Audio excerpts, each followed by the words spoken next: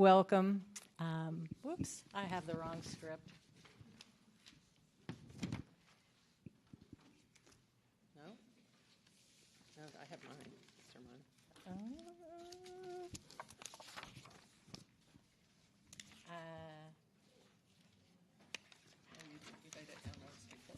Yes. Excuse me, 1 second. I know it by heart.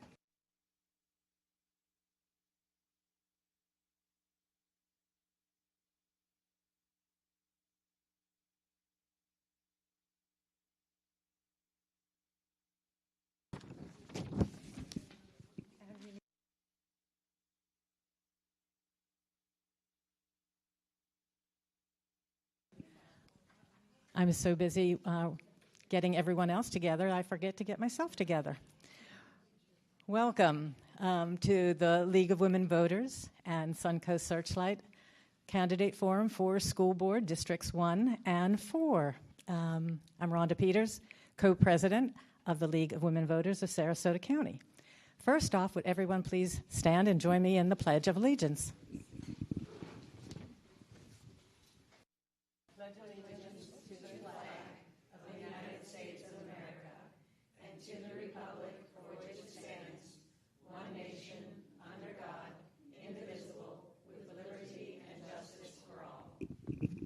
Thank you. The League of Women Voters is honored to have Suncoast Searchlight as our partner. This is a first for us, and I think the beginning of a beautiful relationship. The League of Women Voters is a nonpartisan organization that encourages informed and active participation in government. The views expressed tonight are those of the candidates, not the League, and this forum is not an endorsement of any candidate. The League neither endorses or opposes any political candidates or any political party. A little bit of housekeeping for our audience. For the purposes of decorum and allowing the candidates the maximum amount of time to answer their questions, the ones that you want the answers to, we ask you to refrain from applauding or speaking out at any time during the forum. Additionally, the forum is being recorded, as you can see. It is being live streamed, and it also will be available on our website for viewing for anyone who you want to announce that they should be seeing more about the candidates. That'll be available probably on Thursday morning. Both candidate forums will be there. We request that you not do any videotaping and that you not do any photographing. The video that we produce is the property of the League of Women Voters, ours alone. Only we are allowed to use that. No one else, no candidates, no other individuals are allowed to use any portion of it for any purpose at all. I have a couple of other notes to share with you. One is that I want to remind everyone that the school board is a nonpartisan race. That means, although this is called the August primary, it is a final election for school board. It's something that a lot of people forget. And I ask you to remind yourselves, remind your neighbors, remind your friends and family about that.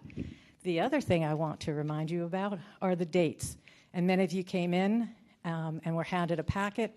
One of the things that are here are the deadlines. The deadlines for registration, the deadlines for vote-by-mail requests, and for voting. So please make sure, again, that you share that with all of your friends and neighbors.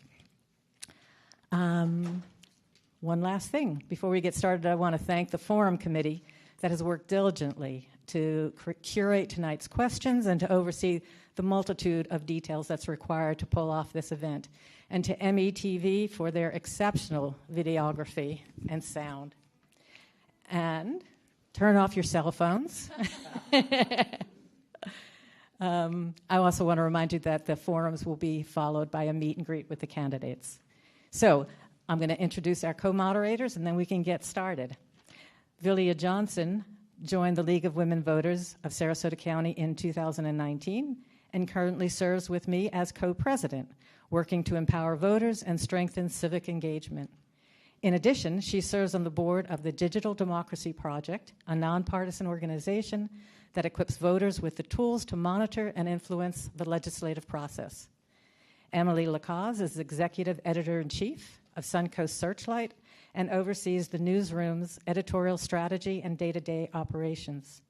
Emily comes to Suncoast Searchlight from USA Today, where she spent 5 years as an investigative reporter and editor. Prior to USA Today, Emily's prestigious career includes positions with Gatehouse Media, the Sarasota Herald Tribune, and earning multiple awards. Thank you both for moderating this evening. Let the games begin. Thank you, Rhonda. Welcome to the League of Women Voters of Sarasota County School Board Candidate Forum, the first of two. The format for this evening's forum will be all candidates will have 90 seconds to reply to questions and to make their concluding remarks. All questions will be asked of all candidates. The order in which candidates answer the questions will be rotated with each question. Candidates are requested to answer the specific question that was asked. No rebuttal or dialogue among candidates is permitted. Candidates may discuss their opponent's policy positions, but may not make personal remarks regarding other candidates. Our timekeepers will display a yellow sheet indicating 20 seconds remaining and a red sheet when no time is left. Should the candidate exceed their limit, each moderator has a bell that they will ring, and I will ring the bell. County Commission found that out last week. Timekeepers, you've displayed the yellow and red sheets. League guidelines, as Rhonda mentioned, prohibit any recording of the forum, and the league is responsible for the recording, and other people may not use it for any purpose. All the candidates here tonight have agreed to these guidelines. Emily? Thank you. I would now like to introduce the candidates by district. Oh, I'm so sorry. Thank you. Good evening. I would now like to introduce the candidates by district. In District 1, Ms. Heidi Brandt.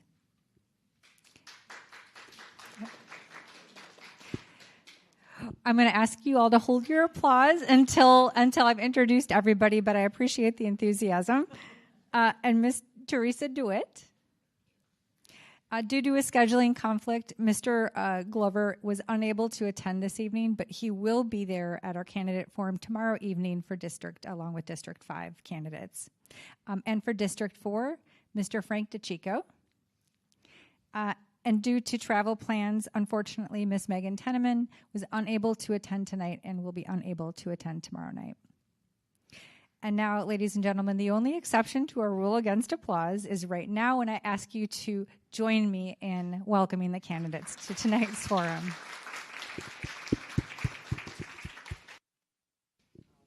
Begin with the questions, and in the rotation, our question one, we will start with Ms. Brandt. Describe your background and experience as it relates to the responsibilities of the school board and explain why you're qualified for the position. Thank you, and thank you everyone for coming out tonight.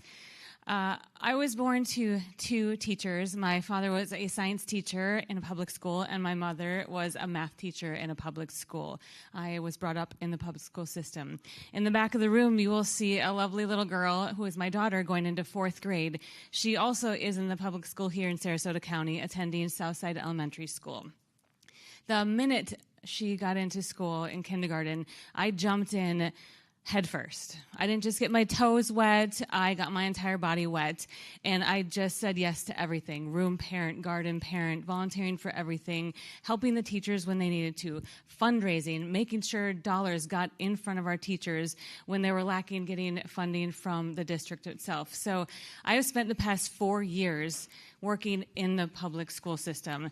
Last year, I had the privilege of being Southside PTO president, where I should have had a cot in our PTO closet because I spent so much time there working with the teachers, administration, supporting the students, and really helping bring Southside up in every aspect, whether it be just the fun stuff or the actual engaging in academics. I'm a reading partner there. I work with children on literacy. I'm also going to mention that I was elected to be the Southside Elementary Foundation president next year. And I bring that up because I have earned the parents' trust. I have earned the teachers' trust. I work well with everyone, and I will bring that work ethic, that time, that dedication to the school board. Ms. DeWitt? It's on. Okay. So, hi, everyone. Really quick, I grew up in Oklahoma and come from a military family. I joined the Air National Guard at 18 and served 6 years and stationed with the 113th Tactical Fighter Group in Air Trafficking Command during Desert Storm. I obtained my bachelor's in business management and business law from the University of Maryland. I was the independent living coordinator for the Department of Social Services in Maryland for 6 counties for foster children. I worked in sales and business for 10 years, so I'm very familiar with budgets. I obtained my master's in community counseling and marriage and family therapy. I've been a licensed therapist for 23 years. I've owned and operated 2 preschools, licensed for 250 students. I have worked in 6 different school districts across the nation as a counselor, trainer, and crisis counselor. I then went into private practice, specializing in working with students, families, and custody cases. My husband and I moved to Sarasota 9.5 years ago, and I also have an older daughter who graduated from public education, and I have twins who will be 10 in a few weeks, and they also attended the Lilly School for Disabilities, and then also at Southside Elementary. And so my children were considered the COVID kindergarten class. And, Violet, the great news is that Violet's going to be transitioning this fall back to Southside, and so we're really excited about that. I've also worked on the SAC committee for Southside, and I was also on the superintendent selection committee as well, and conducted about 1,000 hours of research for our current school board. Thank you. Wow. Mr. DeChico. Well, first, I want to thank all of you for having us tonight. We really appreciate that. And a little bit of background about me. I was actually born in Anchorage, Alaska. My father was in the Army, so I was there for a couple of years. I grew up in New Jersey for about 28 years, but in 1996, I moved to Sarasota County, and it's been my home ever since. I was lucky that I got to raise a stepdaughter and a foster daughter who both went to Sarasota Military Academy, and I have 2 boys. One just graduated Suncoast Polytech last month, and the other one is going to be a senior this year. My background is that I have been in business. I also did work for 20 years for a major corporation, a Fortune 500 company. I learned a lot about having big quotas and, unfortunately, budgets that you have to deal with and so on. So I was doing that for 20 years. I was the branch manager for the west coast of Florida from Tampa to Naples. And I do now have my own business. I'm in the insurance business. I have my own agency. I created that in 2021, and it's been going very, very well. One of the things that makes me, I think, a little bit unique is that I'm a court-certified mediator, and I volunteered in the Sarasota County court system and Manatee County to mediate different cases. That brings something a little bit different because I learned conflict resolution. And the other thing is I'm a graduate of Eckerd College in St. Pete, which I graduated in 2014. So I was back in academia in this century, a little bit different than when I went to school originally. So those are things that I feel I bring that are different to the board than some of the other great qualities the other candidates have. For the second question, we'll begin with Ms. DeWitt. And the question is, what experience do you have that qualifies you to handle your fiduciary duty for the school district's $1.3 billion plus budget?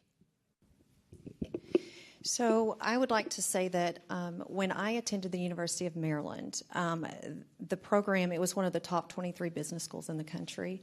And one of the things that they did is they didn't make you memorize things. They actually gave you business plans and gave you budgets, and you actually had to run certain companies within the University of Maryland. And I really enjoyed that real-world experience, as well as, the preschools that I opened up. I dealt with the Department of Social Services, the Health Department, and a lot of the agencies that I would also be assisting the superintendent with.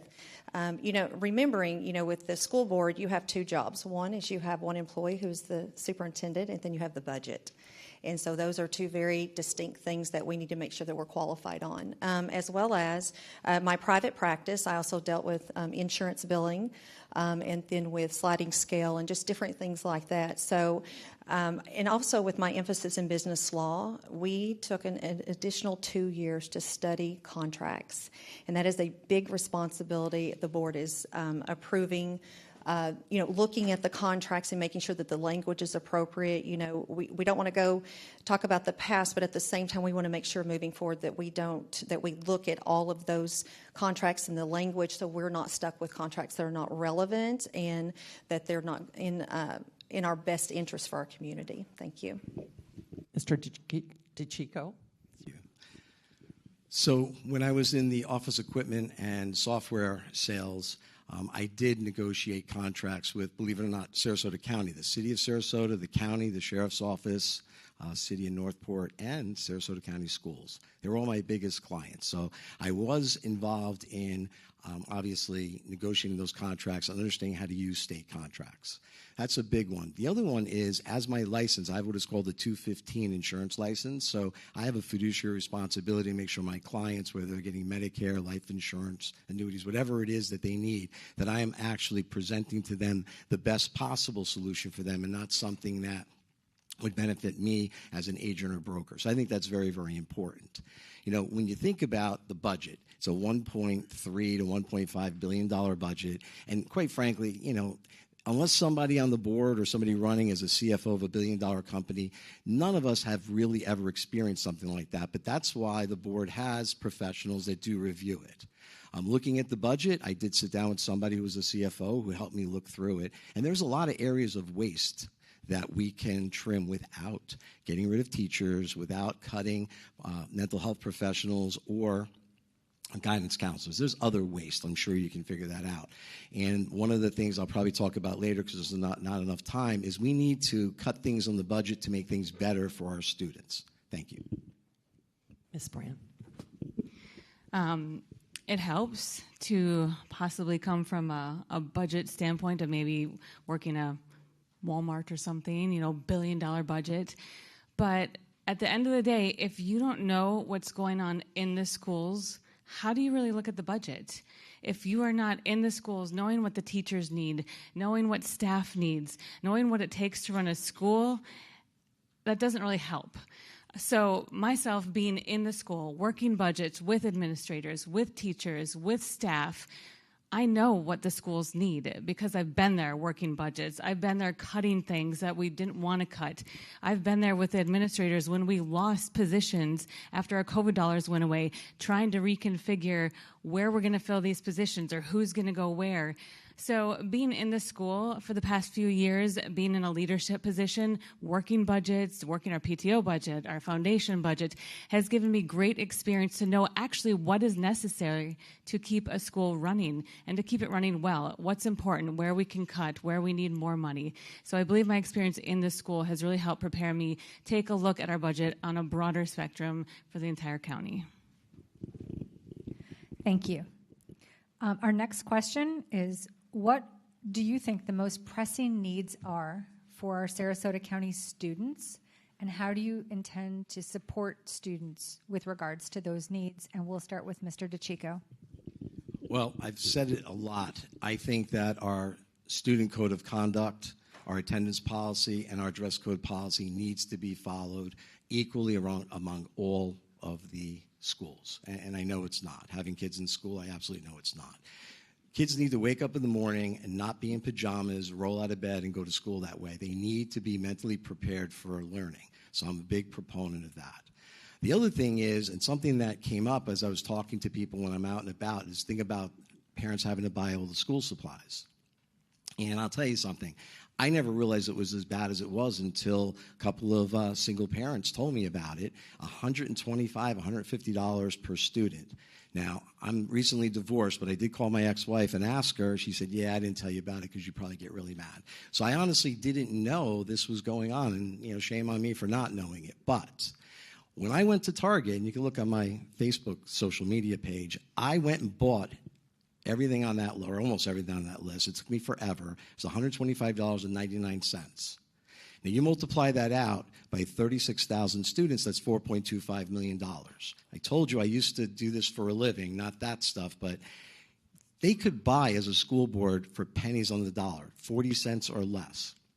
That would drop it down to $1.8 million, and parents don't have to buy all of those school supplies anymore, which if you had 3 kids is almost $400. That's... Thank you. Ms. Brandt? The question. Yes, of course. Yeah. What are the most pressing needs facing our Sarasota County students, and how do you intend to support those needs? Thank you. So I think the needs change from elementary, middle, all the way up to high school. And just starting with experience in the elementary school, I do think that one of our biggest needs is more focus on literacy. We're making vast improvements. We have implemented a great phonics program at our schools. But I think some of the focus really needs to be in those schools' curriculum to help our children at that age learn to read. I was just at a meeting this afternoon, and it talked about workforce training. So let's skip into our high schools. Our students need opportunities to help them outside of the school and beyond. Some of our farmers and people in the workforce are aging out. The average farmer is like 58 degrees. Who's going to, our foods, our plumbing, electricians. So we need to do a great job for our students, giving them those opportunities to maybe not go on to a 4-year college, but those workforce training programs, those nursing programs. So we really need to put a lot of emphasis on taking care of our students' education at that level also, so they can see it outside of the classroom. Thank you. Ms. DeWitt? So a couple of things. The first one is the literacy rate. And so I just want to give everyone a little bit of a history on our percentages. In 2021, we were at 63%. 22, 23, we were at 62%. 23 to 24, we were at 64%. 24 to 25, we were at 67%. So one of the things that a lot of you in here probably are not aware of is that in 2017, phonics was removed completely from our school district. We did not put a supplemental phonics program back into our district until 2023. So we had about 6 to 7 years where our kindergarten, first, and second graders were not getting the phonics that they needed. If you go online, you will look at, and if you look at the committee notes for the literacy experts, they said in 2024 and 2025 there had been no progress in phonics. And so one of the things that we have got to make sure is that we cannot have 30% or 32% of our children that cannot read in this district.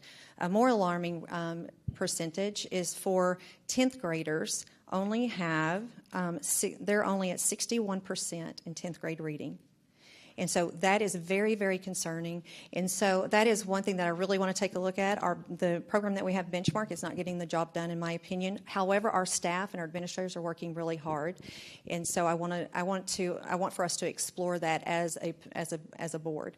The other thing is retaining our students. We've lost 1,400 students, and we need to really work on that. Thank you. Thank you. Our next question. How should the district respond to the impact of the voucher system and the growth of school choice options while maintaining strong public schools? And we will start with Ms. Brandt. Thank you. That is a big question, isn't it? I am a big fan of school choice. I believe in it. I believe not every child learns the same way. I believe not every school is the right fit for each child. I love that we have choice, and I'm a big supporter. I was actually at the same meeting I was talking about. I had an opportunity to ask a leader at Tallahassee, what are you going to do about the vouchers? Because it's important to get it under control. I don't think the vouchers are bad. I think the intention of vouchers are very good. I do not think they're implemented correctly, and I do not think they're tracked correctly.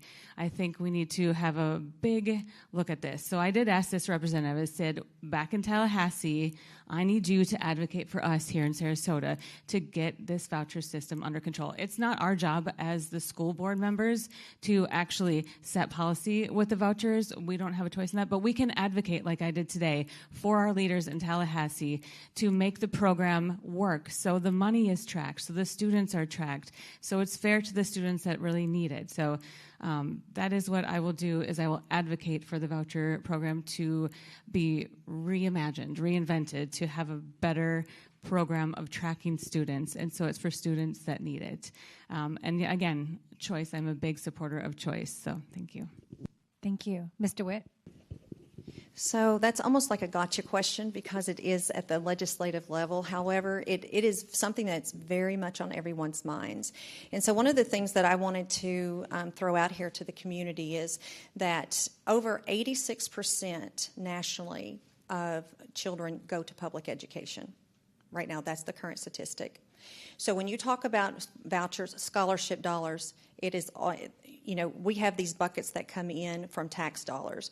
If you go to stepup.com, you can actually see how the dollars are collected and who they're collected from going into some of the scholarship dollars. So I wanted to ask any of you in here, if you're aware that we have a student, she gave me permission to talk about this, we have a student that's disabled, and currently taxpayers are paying $53,000 a year for her to get services in her home.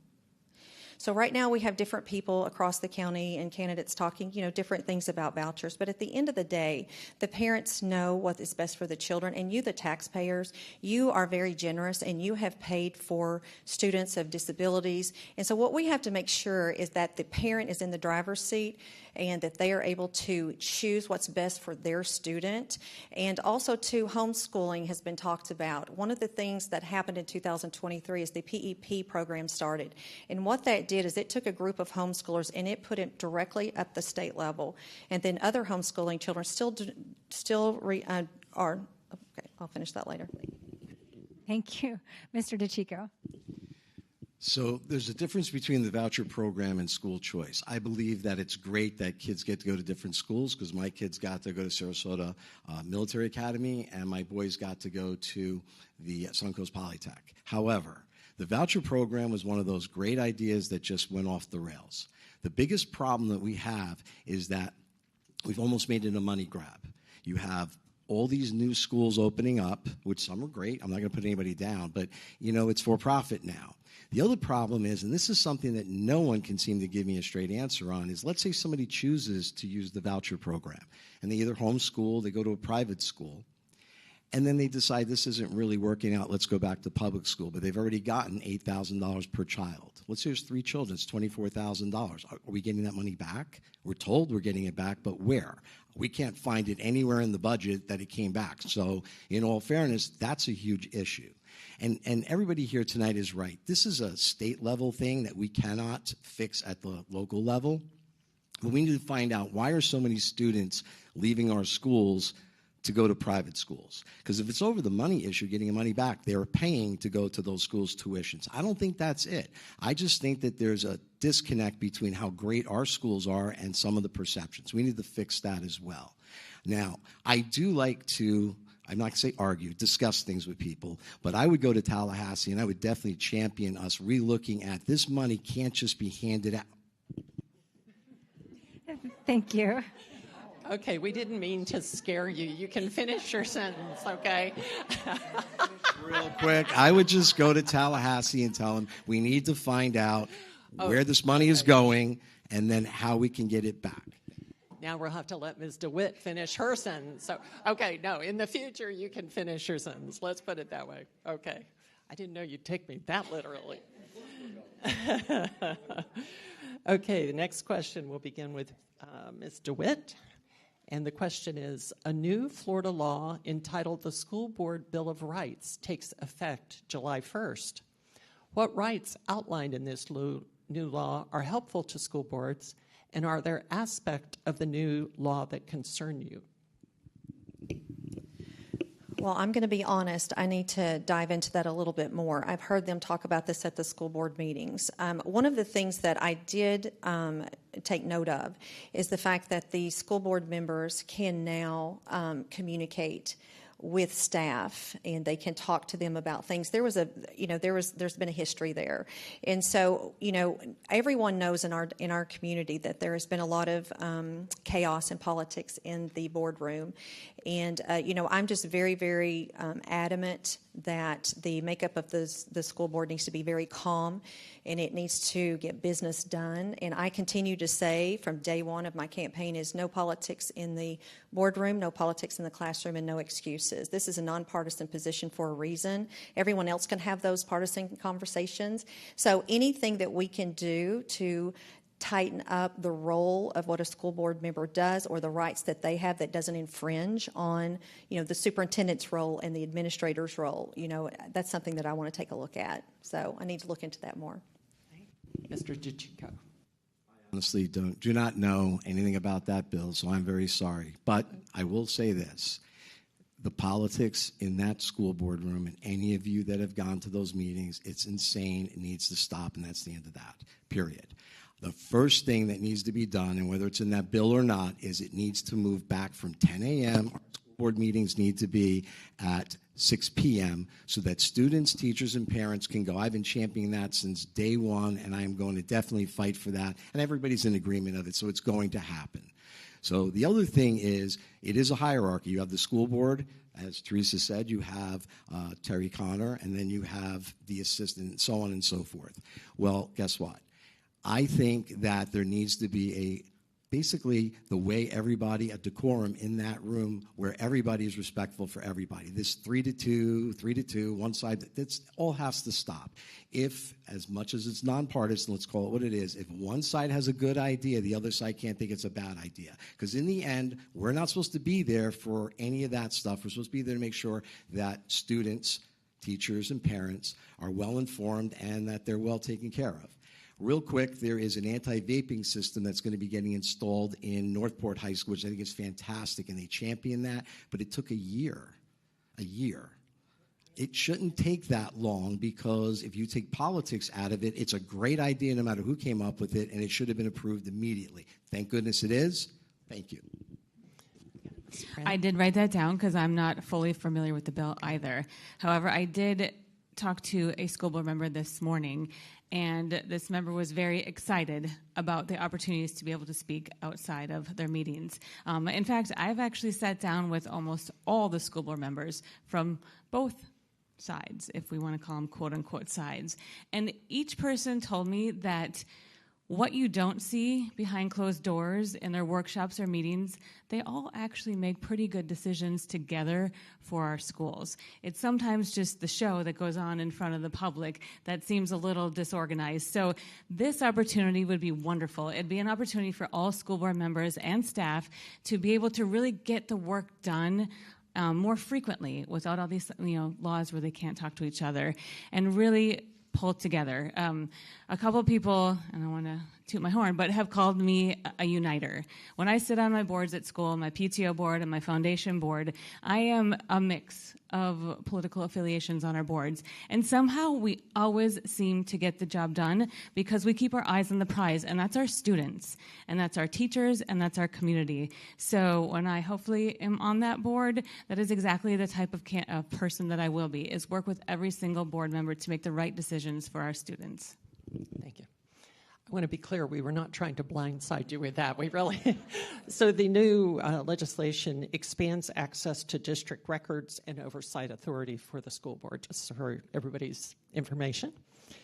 Okay, we will go on to the next question, and we'll begin with Mr. DiCicco.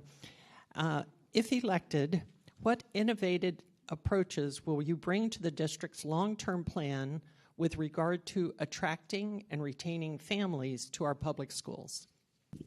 Okay, that's a great question. So I do think my idea about the school supplies is a big thing. It's going to save us millions of dollars a year without fail. I also like the idea of safety being enforced, and believe it or not, when I learned about the fights that were going on in the bathrooms at the Northport High School, this anti-vaping system is going to be tremendous, and it should roll out to all of the schools. However, it's very expensive, and I was a little shocked that they did not explore the option of leasing all of the equipment. Since it is technology and technology changes, it's an outright purchase. But I would definitely want to look at that a little bit more closely. The other thing is, I think when it comes to parents wanting to go to our schools, they hear nothing but the two crazy sides of what we've been hearing in the school boards, and they're like, well, I'm going to send my kids someplace else. We have to stop that. And we can stop it very quickly because those meetings are televised, and when you see 5 people up there, regardless of who wins and loses or whatever, if they can work together, if we can show that, I think we can show parents that, hey, have some faith in our school system. Leave your kids in our school. We're going to make things right. And one of the things that I want to do is what's called a listening tour, where I'll be able to, one Wednesday in each area, Sarasota, Northport, Venice, have people come in and speak to me directly, from 6 p.m. to 8 p.m. about issues they're having, because a lot of people, it's not that the issues won't get handled, that they don't even know where to begin. And I think those are things that if that existed, people would want to stay in our schools. Ms. Brandt. Communication. We all know that when communication breaks down in a household, you have problems. When communication breaks down in our schools, nobody knows how great of a job that we're doing. At the beginning of the school year, I started a group called Muffins and Mimosas, and I invited all the PTO presidents and leaders from all the elementary schools to get together and collaborate. And we shared our ideas, fundraising, events, supporting teachers, and each and every one of them said, God, we got to be better at communicating. So I would love to see us this huge communication marketing campaign. I just saw something on the website that was talking about our K-8 schools. Wow, look at what we're doing, reimagining K-8 schools.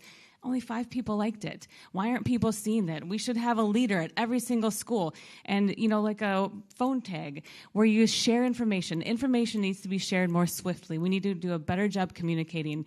We're opening a STEM school for robotics, engineering, mathematics.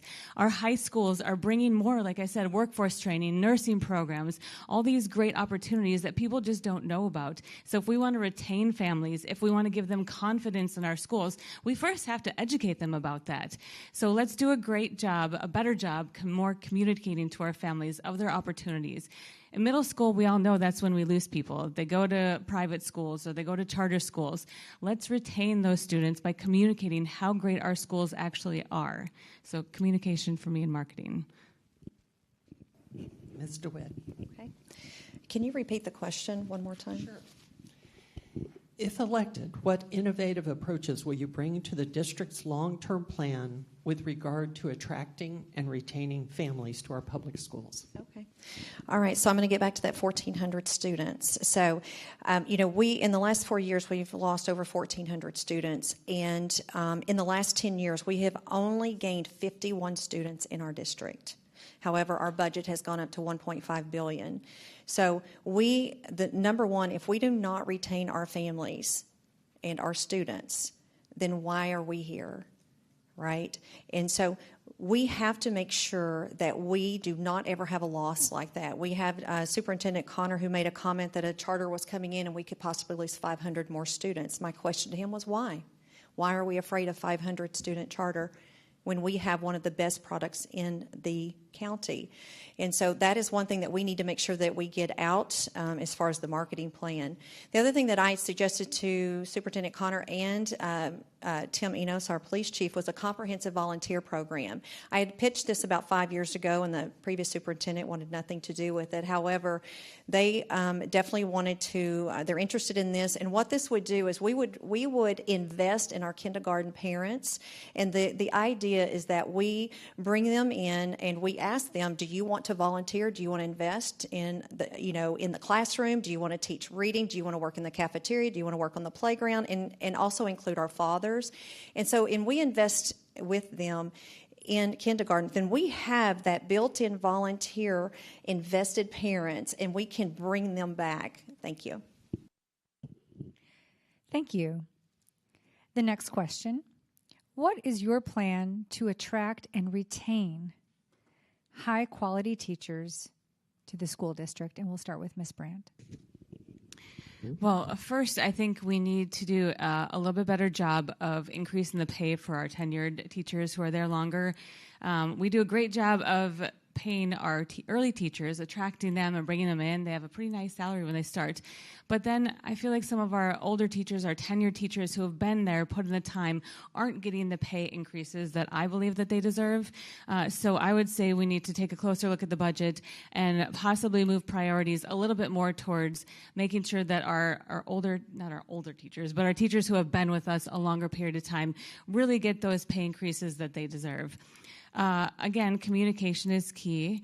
I believe that sharing with new teachers, sharing with old teachers, that we have their backs, we're supporting them, we're a great school. We are going to give them the tools they need. We are going to listen. One of the biggest things that I've learned working with our teachers is they don't feel heard.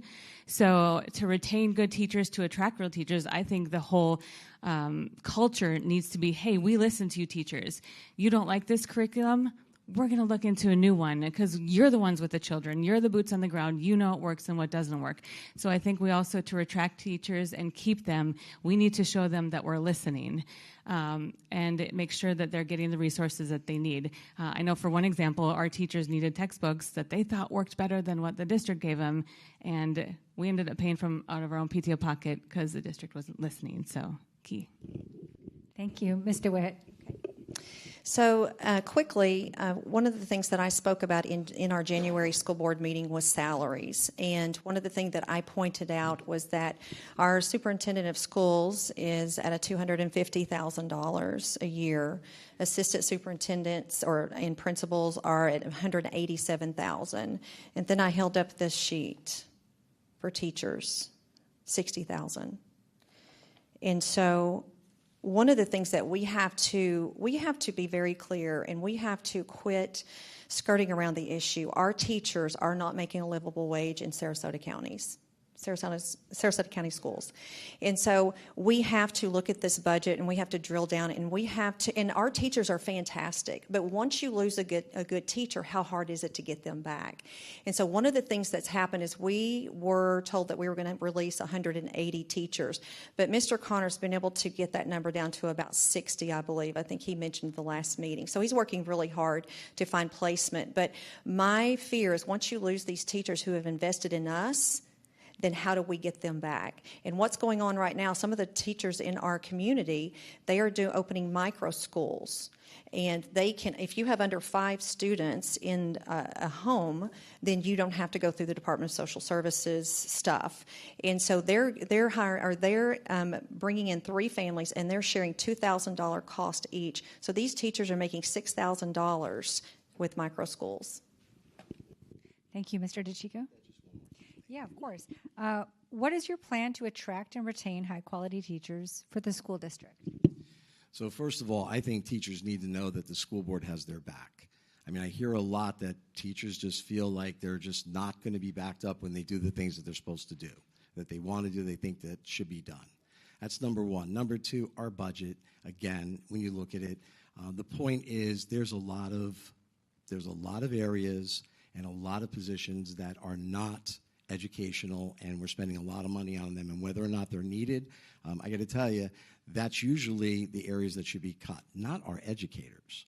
The other thing I was very disappointed to hear, and again, I do insurance, I have a lot of people that are teachers that are retired coming from the school board that work with me, but I will tell you this, now teachers have to pay money for their better PPO for their health insurance.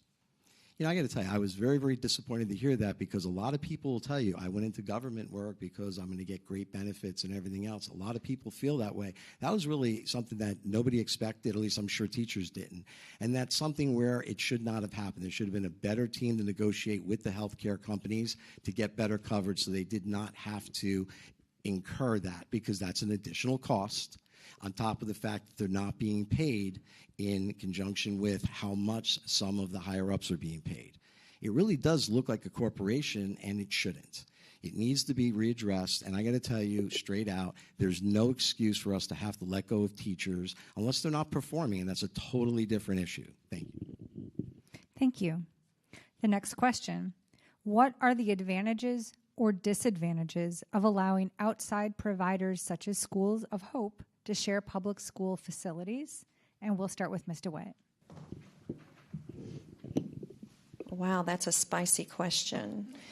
So this the Schools of Hope, we have spoken with some legislators, and one of the things that they didn't get it right. Number one, when they designed that, there was a cutoff with certain schools that could be a part of that. As a counselors who'd worked in schools, you have a culture, you have family. They're more the children become families and the teachers, and when you have to share space like that with another agency or another school, a charter, I really believe that is almost an impossible task because I've worked in about 5 different school systems across the country.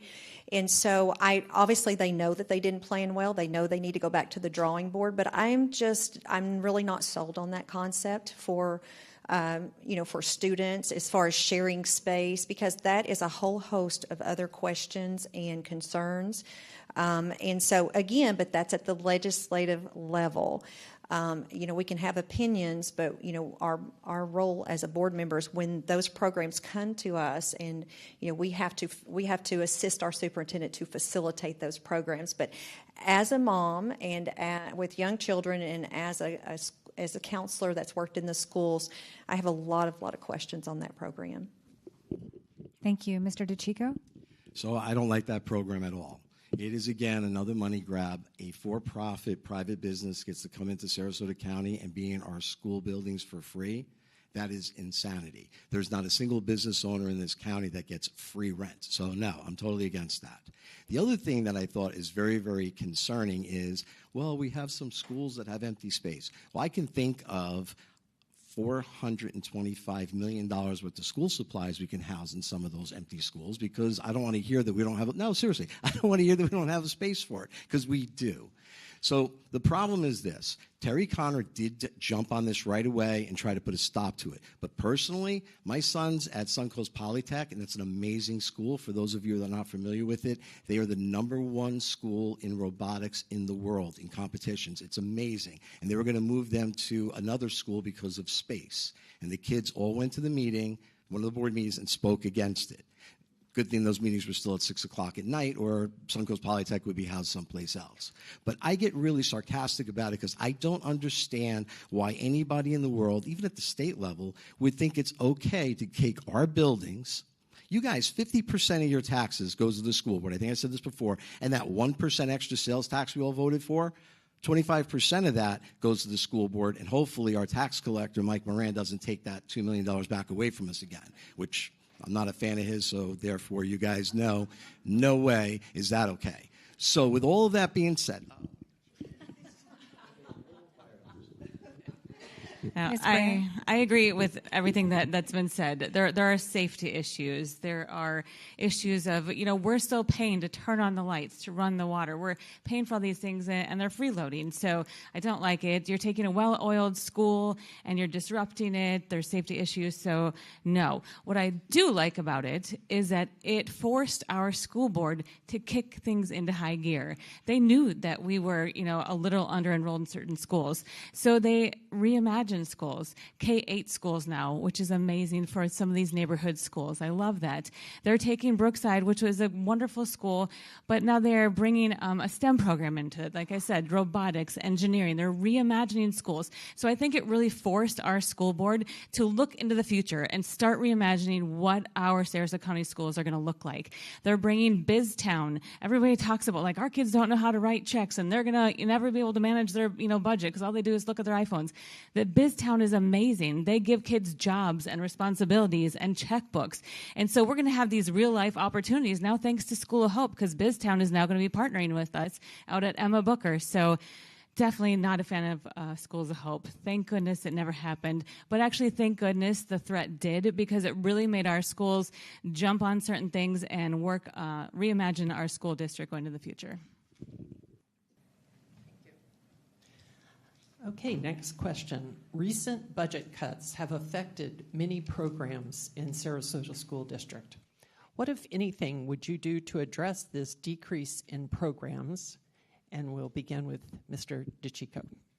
As I said earlier, there's other areas to cut in the budget. The budget, I literally had a 3-inch binder. I printed out the budget and put it in there, and it's 384 pages, I believe. There's no reason to be cutting programs that are good programs. And the whole teacher cutting thing, no, I totally did not like that. And again, I'm grateful that our superintendent did whittle that number down from 180-something down to like 60, but it's still 60. Still not okay. You know, again, I think when you look at a budget and you look at cuts, I was in corporate America. You can imagine they used to draw a red line on a white dry erase board and said, okay, everybody's under here gets fired. And I used to keep them there till midnight fighting with them saying, hang on a second, that doesn't make any sense. You need to look a little bit further into what other areas that we can change to keep some of these people, because we spent a lot of time and money training them. Same thing with teachers. Kids get used to teachers. Teachers get used to their kids. I've heard nothing but devastating stories from kids at Booker that were talking about how they're losing teachers that they really bonded with. Isn't that what this whole thing is about, really, is students, teachers? And I think it gets overlooked when a school board begins to run itself like a business. Don't get me wrong. It's a business. We have to have business sense. But you got to take a step back and say, what are we really cutting? What are we not cutting? And look at other areas, because I'm telling you, there's a lot of waste in that budget. And there's no way anybody's going to convince me otherwise. Thank you. Ms. Brandt. Yeah, being in the school, you know, I know you probably all heard of during COVID, they called them COVID dollars, the ESSER dollars, and we hired positions with money that wasn't going to be around forever, which might have been a great idea, but I did see the benefits of some of those programs, like literacy coaches, and so I'm really sad that those positions aren't there anymore, but we have to be creative. We know budget cuts are coming, so let's get creative. Let's use programs that we have, such as volunteer programs. At our school, we have something called Reading Partners. Now, I definitely do not take the position of a literacy coach, but I'm a volunteer, and my time working with a student is important. And so we had 50 people who volunteered to work with our students. That matters. So we have to, when positions are cut or programs are cut, we have to be creative. We have to think outside of the box. Maybe use some more public-private partnerships. We are a very philanthropic community.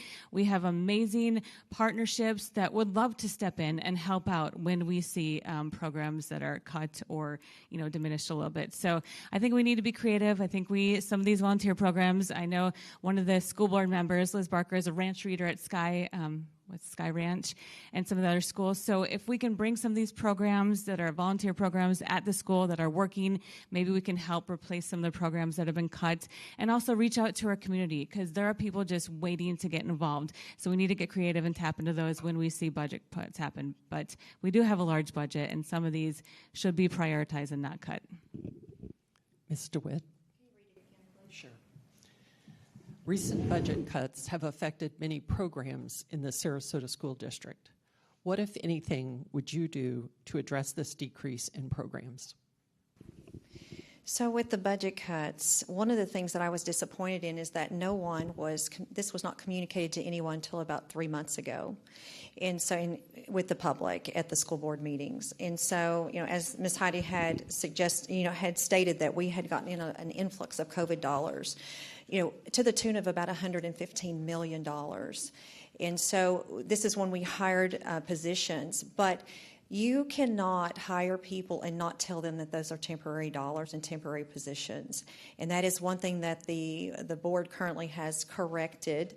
Moving forward, that won't happen again, because they've put in there that in the contracts they have to make a notation that it's a temporary position. So that's one of the improvements.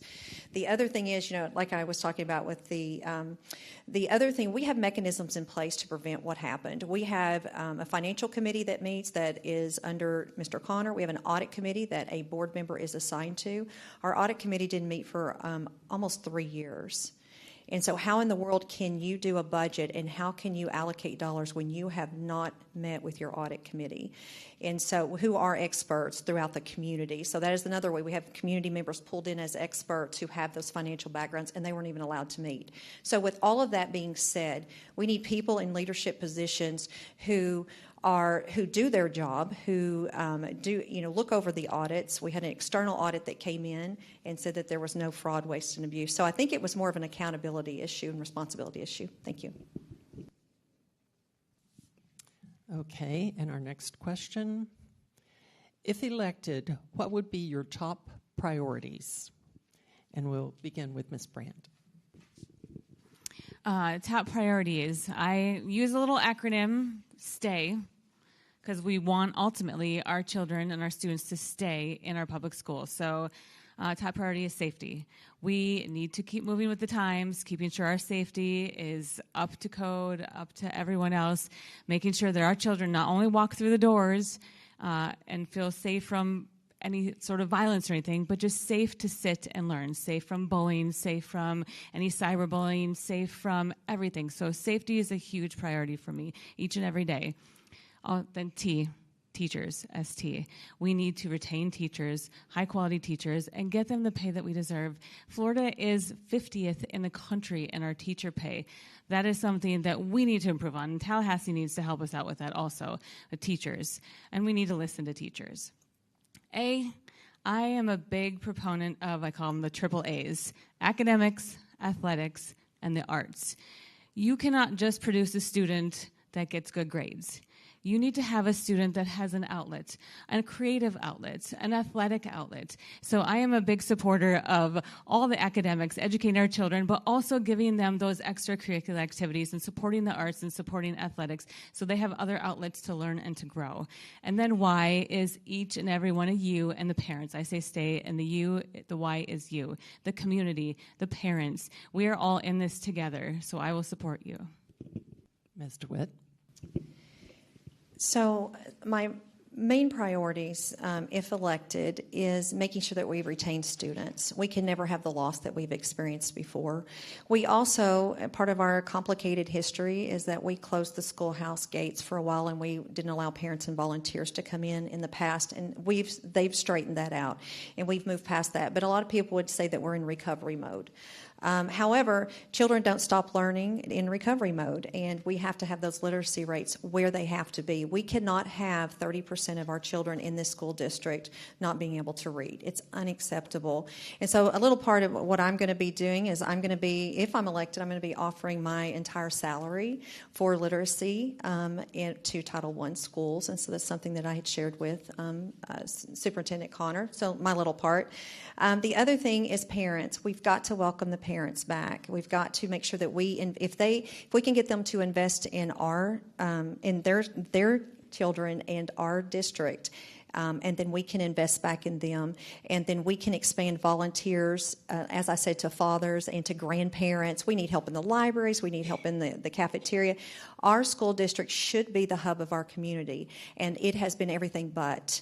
The problem is that everyone has been working hard inside the school gates. The teachers, the administrators, everyone, the librarians, everyone. But we don't get a chance, all of you don't get a chance to hear some of that. So we need a huge, aggressive marketing plan to show all the things that we've been doing and all that they've been working on. Thank you. Mr. DeChico. Thank you. So I think the first one right out of the gate is when we change that board meeting from one Tuesday at 10 o'clock in the morning to 2 Tuesday nights at 6 p.m. We'll get more parents to come, more students will come. And I think they can hear some of the great things that are going on and hopefully encourage them to want to keep their children in our schools. And as they get new friends and neighbors, whatever, because people are always moving into our area, share with them how great it is rather than talking about the drama that goes on at those meetings. So I think that's a big priority. Secondly, I think a lot of times when you hear people talk about how great things are, we forget about right down at our level. You know, last time that anybody went to fill up their gas tank, think about it was, 6 months ago, what it is now. That hurts everybody. Well, the school supply thing really is one of those obsessions that I have now, so I'm going to talk about it. But I think if we can help parents save a couple $100 or more than that if they have multiple kids, that's huge. That helps everybody right immediately, and that's something that I know that with my hard work and the cooperation from the other board members, because I don't think they'd be against that in any way, shape, or form, if it makes sense, we would be able to get that through for next year. I think that the budget, we really do need to examine that, and that's something that I want to see done immediately. As Teresa said, they didn't look at it for 3 years. And lastly, we have to make sure that the student code of conduct, dress code, and attendance is equally enforced across all the schools. Thank you. Next question. What do you think the school board's role should be in working with the Sarasota Teachers Union? And we'll start with Ms. DeWitt. Another spicy question. So the teachers union has a function, but I think that function has been really distorted, in my opinion. I offered to meet with the teachers union, and they did not meet with me. One of the things that that I wanted to communicate with the teachers union is the fact that our teachers are very upset at the way things are happening, and the salaries, and they're being released.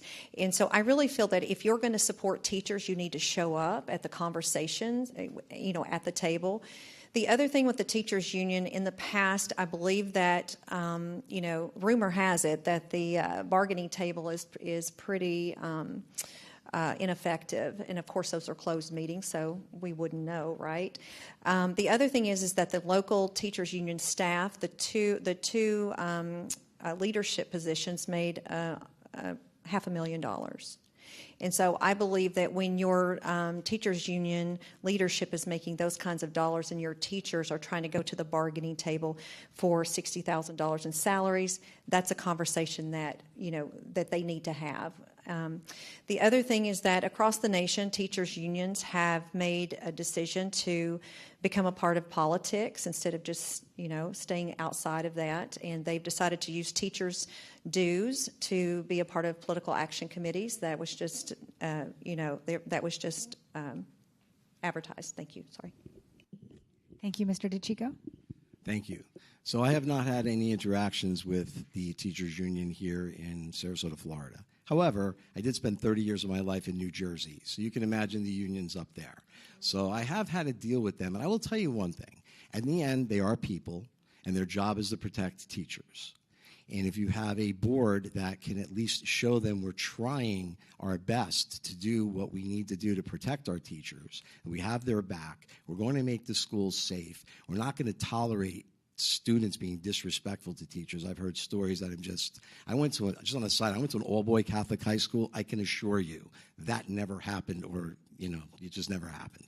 So that whole thing about reevaluating the entire mindset of children going to school, everyday students going to school, I think that would help out a lot. I think if we can show the teachers union, because, again, they're unions, they're all supposed to help teachers, why would they not be willing to listen a little bit more than they are now? And that's not going to be an easy road, and it's not going to happen right away. Don't let anybody say it will. But at least I think that there are people that can be on this board that can make headway with them and hopefully do something that would make sense, because their job is to protect teachers.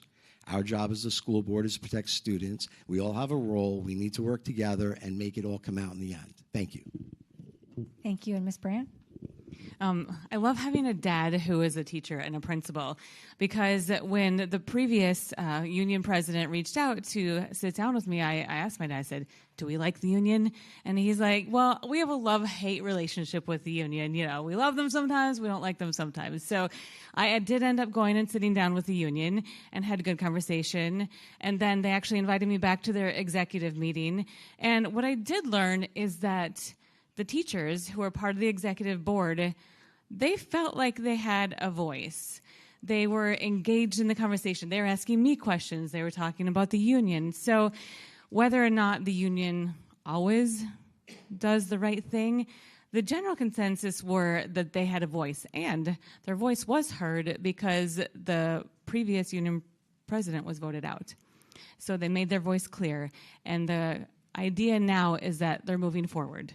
They want to have trust and faith. And maybe this is a rebuilding year. Maybe all around with the union, with the school board, this is a rebuilding year of trust. So we have a new union president. We have the teachers hopefully behind them, and the admin and the school board hopefully behind the teachers. And I am thinking that we have to work together. So my goal is to bring the union, bring the school board, bring the teachers together so everyone has a voice at the table and we can make the best decisions for everyone. Thank you. And finally, your closing remarks. And I believe we're starting with Mr. DeChico.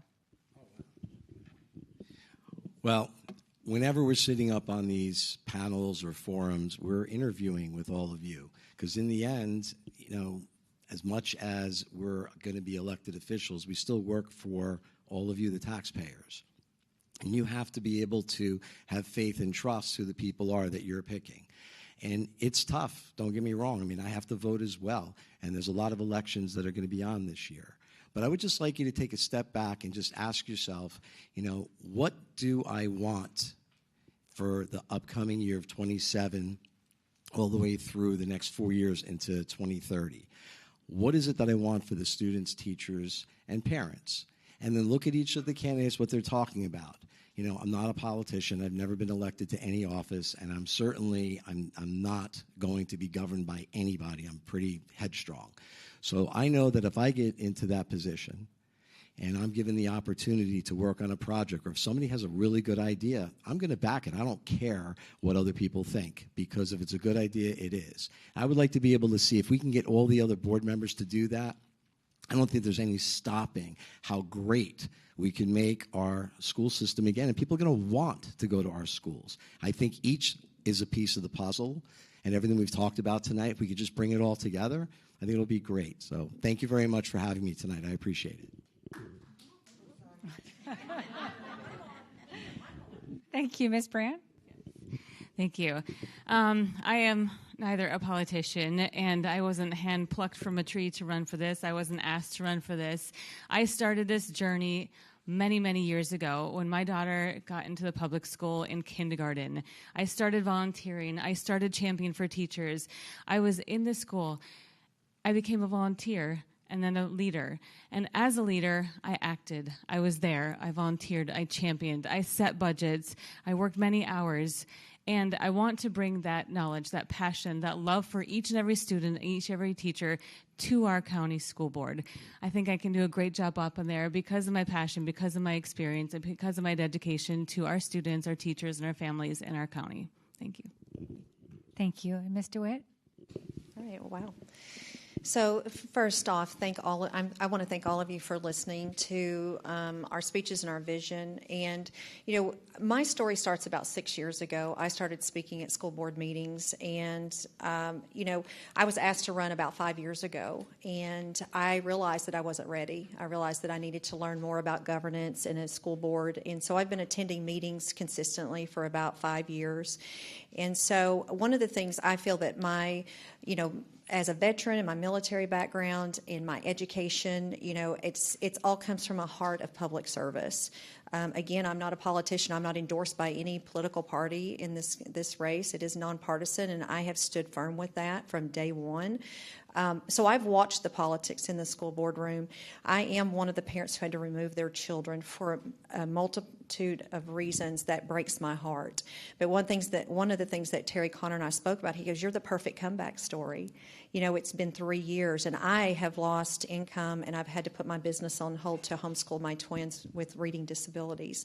And so we are very proud as a family to step up to potentially serve you as a community.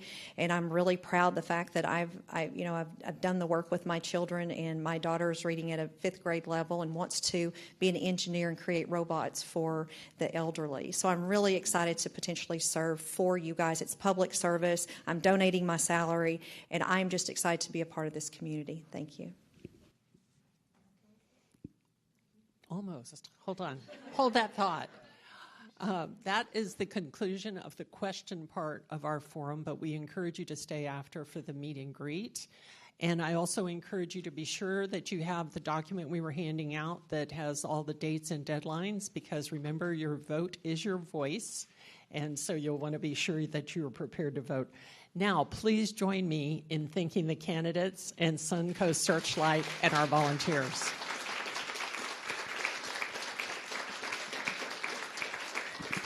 Thank you very much for coming.